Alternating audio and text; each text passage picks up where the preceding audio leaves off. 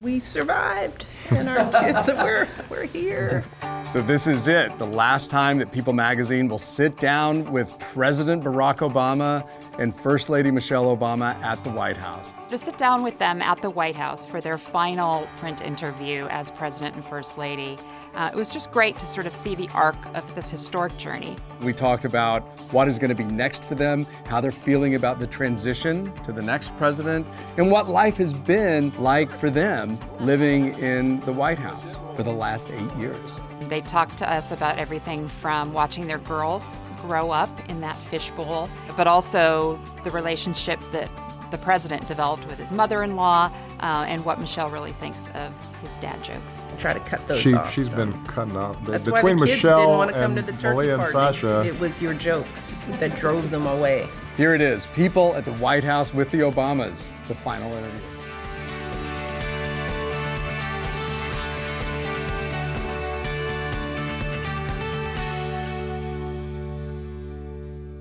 Here we are in the White House. The Red Room. Just a little bit longer. Mrs. Obama, you famously said last summer, I wake up every morning in a house that was built by slaves, and I watch my daughters, two beautiful black young women, head off to school, waving goodbye to their father, the President of the United States. Did you have that thought in your mind on the day you moved in? Oh, no, that's too deep.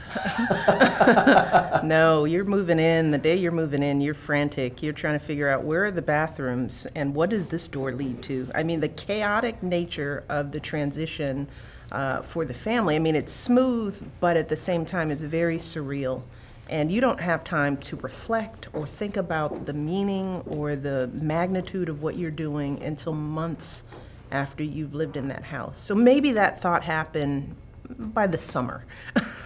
Maybe it was summertime I started, when they were actually out on the lawn playing. But it's a whirlwind coming into this life from a relative state of normalcy. When that symbolism hit you, it must have been a very powerful moment for you. Yeah, I mean, there are so many surreal, powerful moments, watching my mother transition into this house, knowing where she comes from a working class, even poorer than working class upbringing, to seeing her standing on the Truman balcony and representing this country as the first grandmother. I mean, for me, those moments are just as surreal as watching the girls go through it, because her life was vastly different than anything I could have imagined, let alone what we've experienced here with her in the White House. My first interview with Michelle in 2007, her mom was there, and we'd included her in our photo shoot that day with the girls. So People magazine has always had a kind of special relationship with Marion Robinson. How has that experience living with your mother-in-law? Has it bonded you in a way that you didn't expect? I love my mother-in-law. First of all, she protects me from Michelle. So if Michelle's mad at me or something, she'll be like, he's a nice boy, stop it. And thanks, Mom. But we were already very, very close. Where she was invaluable was providing continuity and perspective for our girls.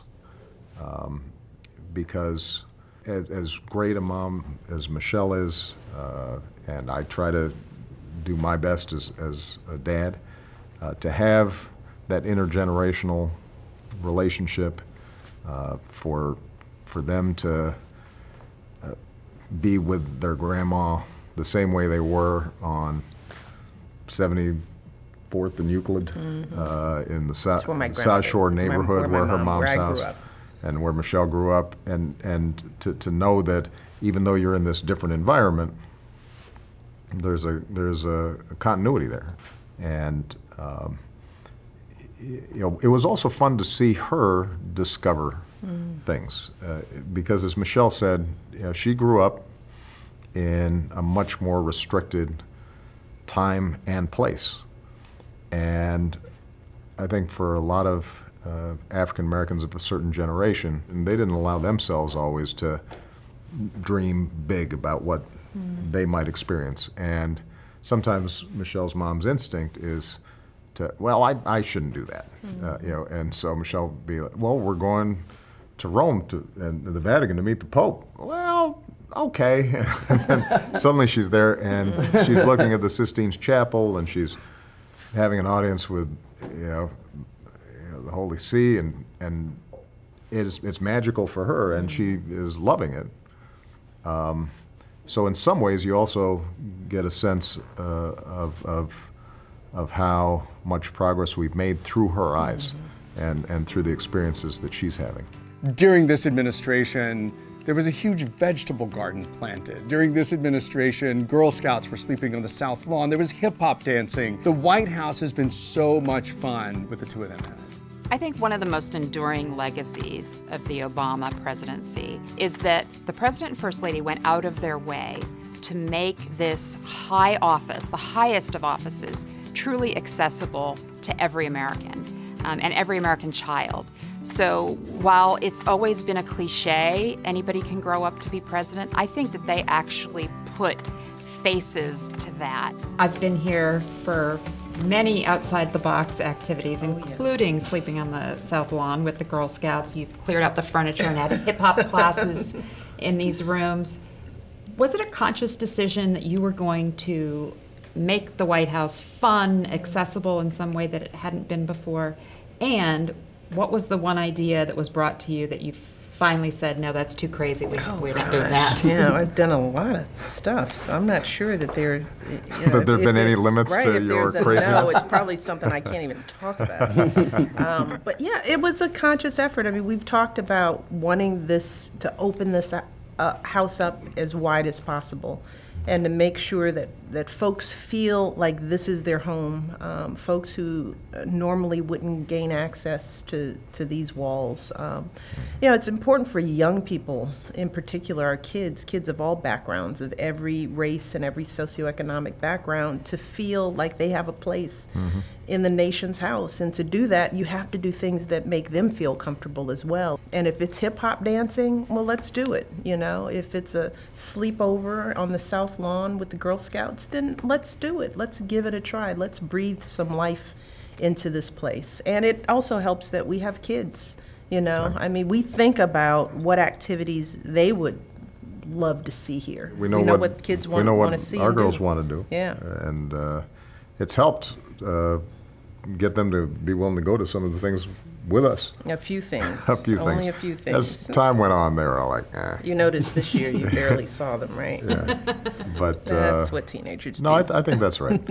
Early on, there was this notion that if you break traditions and do things a different way, that somehow the dignity of the office or the reverence in which this is held somehow is changed, and we never bought into that.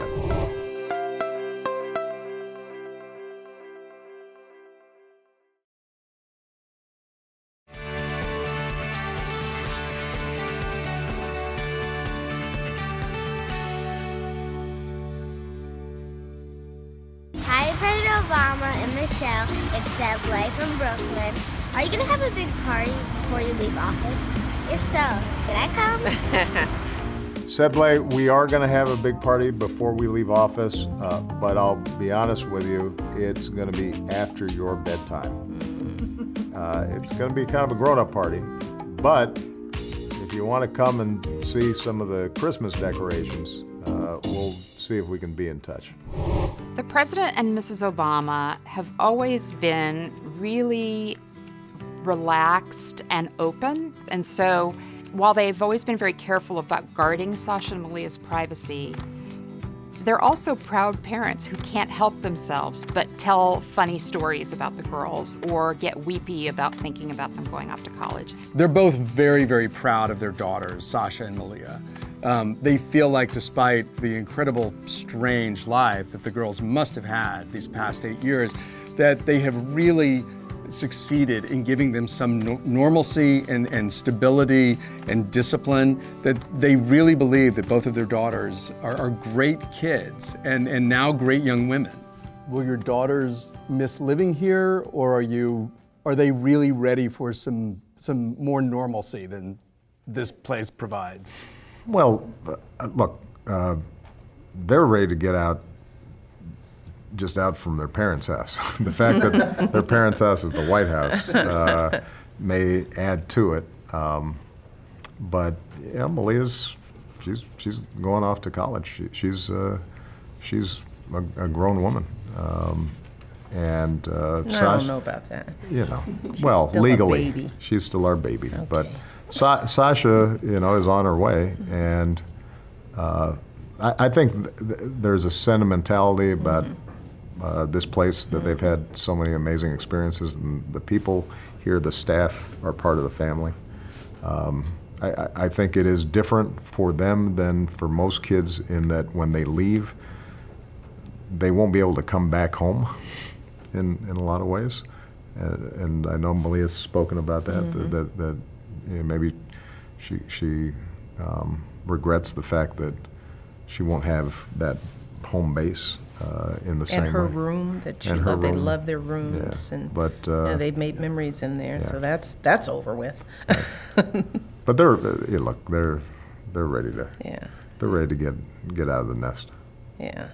We don't think they're ready, but they certainly They think they are think they ready. are. Yeah. Now, for 8 years, you, as a twosome, have lived under an intense pressure that few people can understand. What effect did that have on your marriage?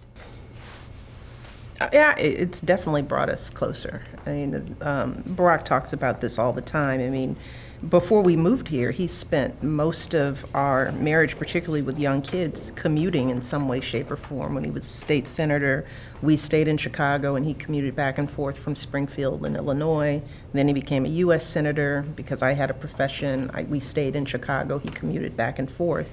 So it wasn't until we moved to the White House that we were together 7 days a week, that we could have dinner together, that he had time to coach the girls' teams and, you know, go to all the events.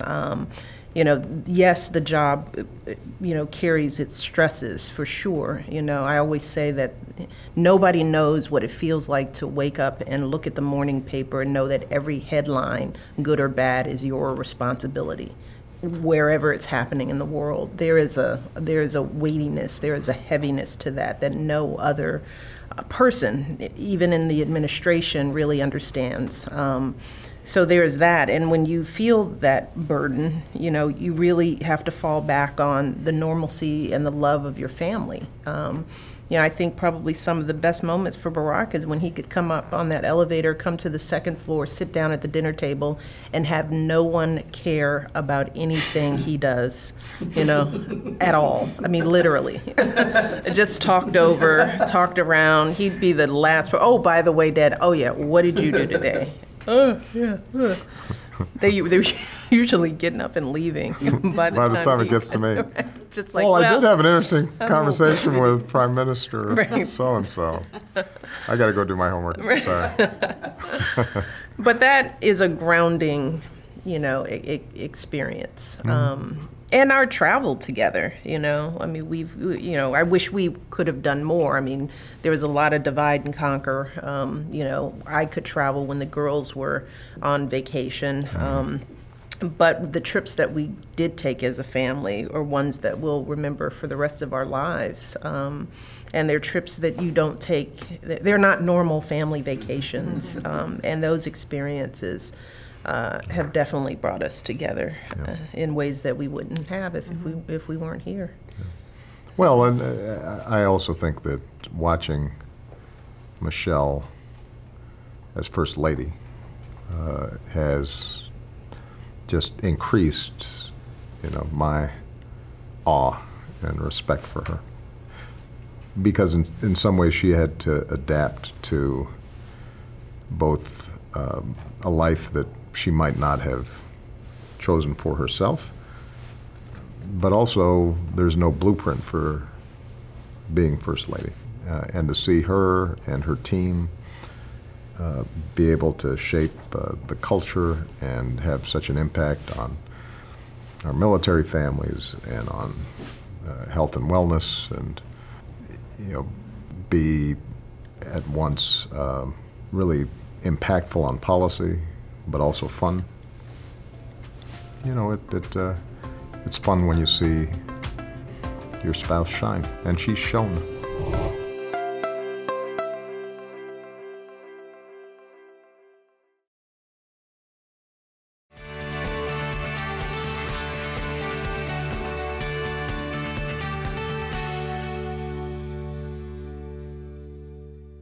Hi, President Obama and Mrs. Obama. My name is Jacob, and I'm 5 years old, and I want to know who tells more jokes. Oh gosh, the president tells more bad jokes. I will say this, Jacob. Michelle is actually funnier than me, mainly because she teases me, but I can't tease her. I think that's fair. So she makes a lot of fun of my ears. Oh, they're so big, She talks about how gray my hair has become. so white. She talks about how slow I talk. Oh God, he's slow. I can't say anything about her because she gets mad. Nope, you can't. So I guess she's funnier. When we were going to the White House to interview the President and First Lady, I was so curious how they felt about the last election. You know, nobody had fought harder and more vocally for Hillary Clinton than Michelle Obama had. Felt like you went out on an emotional limb, really, in this fall campaign. What was an election night like for you? I went to bed. Yes, she did. I did. You know, I tend not to, you know, I don't watch debates. I don't like to watch the political discourse. I never have. I barely did with him. You know, it just, you know, once you do what you can do, you know, then you rest easy. It was in the hands of the American people. I think anything that I felt about the election, I said. And you know, I stand by. This is our democracy, and this is how it works. And so we are ready to work with the next administration and make sure that they are as successful as they can be, because that's what's best for this country. I think it's worth noting that, you know, Mrs. Obama's mantra through the campaign was, when they go low, we go high. I think they've stayed high. And that's, I think, how they want history to remember them and the closure of their administration. Look, I think that, as I've said subsequent to the election, there are deep differences in vision between ourselves and the incoming administration, but ultimately we're all on the same team. Seeing the two of you come to the White House 8 years ago, you know, it was a symbol of just how far we've come as a culture. Then during the election and since the election, there has been so much misogyny and racism and bigotry in the cultural discourse. A lot of people feel like we've taken a huge step back. Do you feel like we've taken a step back? Look, people always ask, you always seem so calm. And I tell people, part of it's being born in Hawaii. The weather's really good. You can always take a plunge into the ocean, so that'll chill you out. But also, I'm somebody who never believes the hype when things are going good and doesn't despair when things don't work out your way. The truth of the matter is that when I got elected, there was still racism and misogyny and anti-gay sentiment in America. What it signified was that for the majority of Americans, we had made enormous progress. I think that in the wake of this election, those same elements are still there, but it doesn't negate all the progress that's been made. But this is a big, complicated country. It always has been. History doesn't move in a straight line. It zigs and zags, and it goes backwards and forwards. And culture is a complicated thing. It's organic, and so you can never just say, all right, we're finished with that. That's kind of done. Now let's move on to the next thing. The battle to be vigilant on behalf of kindness and courtesy and tolerance and fairness and equality, that's a day-to-day thing that each of us are responsible for. And I remain hugely optimistic about the trend lines, partly because our kids and their generation, and you meet with them, and you know, you talk to Malia and Sasha, the idea that you discriminate against somebody because they had a different sexual orientation, it's crazy ridiculous. to them. Yeah. And I should note, just so that this doesn't look like it's select sample, you know, I've gone to college campuses and met with college Republicans, and they think that would be crazy too. It's not just a partisan issue, and so that generation right behind us, and I believe each successive generation, as long as we're doing our job of being good models for it, they're going to move this country forward in a better direction. Proudest moment, or what the future holds for the Obama family? Ooh, there's so many proud moments. I mean, I could say one, we survived, and our kids, we're here. Our kids aren't crazy. Our kids aren't crazy. There's a headline. There's that. Our kids aren't crazy. But all the work that I know that my team has done on the initiatives. I mean, you know, when I came in, we talked about not wanting to just do symbolic things, that we wanted to move the needle on the issues that we took on. And I think that we can say that we have on every single issue, whether it's getting more attention around the plight of our military families and rallying the nation around it. We helped change the culture around how our kids eat and how we move. We're seeing college graduation rates and high school graduation rates go up. And we're gonna, if you talk about the future, we're gonna keep tackling those issues, you know? We're gonna rest a second, we're gonna take a breather, you know? As I told all of our staff here, it's time for us to tap out for a second. People need time to refresh and to reflect.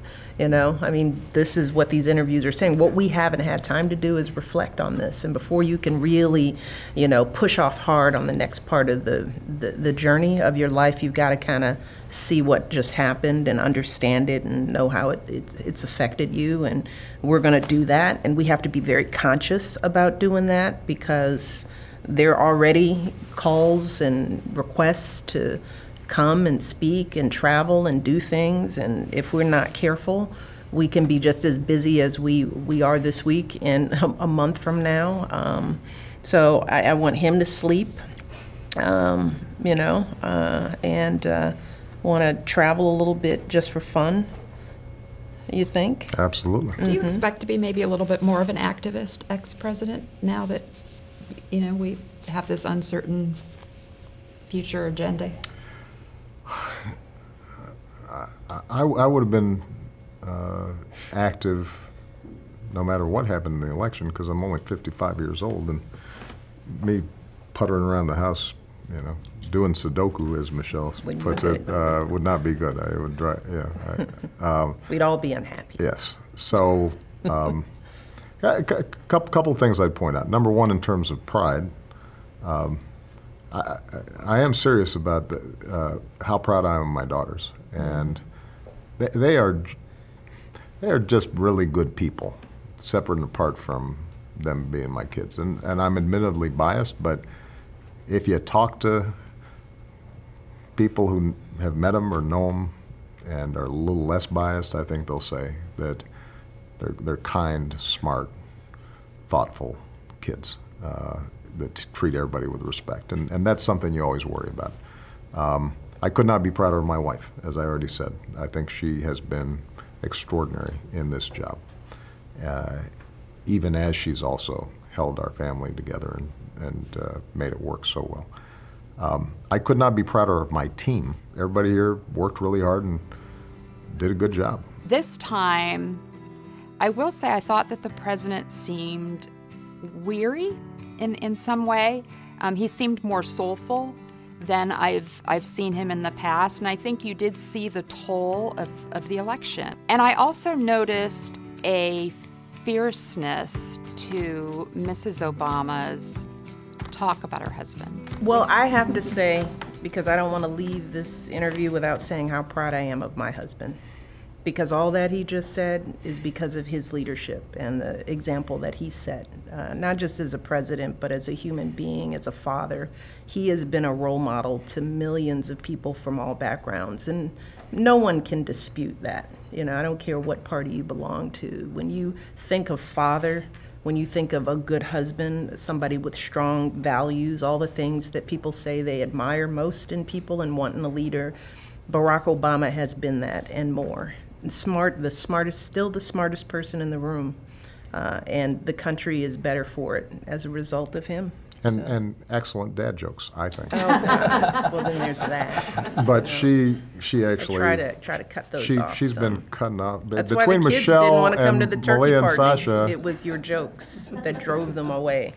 You know, but you saw my nephews at the turkey. They were adorable. And they loved my jokes. They were told to laugh. The great thing about a people interview is you can sit down with the president and you can talk about the big issues, you know, but we also look at them as human beings, and because it's people, they feel comfortable talking about what it has been like to be married in the White House and what it has been like to raise 2 daughters in the White House. We do peel back the layer to the essence of the person. What are they like as parents? What are they like as husband and wife? What are they like as people? That just everyday living with them is something that we could uniquely do. And because of the relationship with them, I think they feel comfortable telling us that story. So they've been really generous with their kind of personal lives and People magazine, and that's been a privilege.